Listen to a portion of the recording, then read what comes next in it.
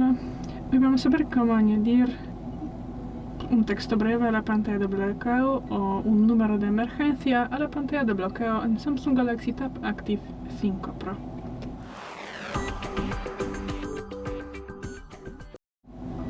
Para esto pasamos a los ajustes, luego bajamos un poquito más y entramos en pantalla bloqueo.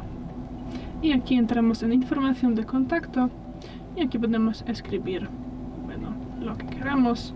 También podemos añadir un número de teléfono, luego pulsamos hecho, salimos, bloqueamos y desbloqueamos la pantalla y aquí tenemos la información del contacto y ya, es todo. Gracias por el vídeo, danos un like y suscríbenos. Hasta luego.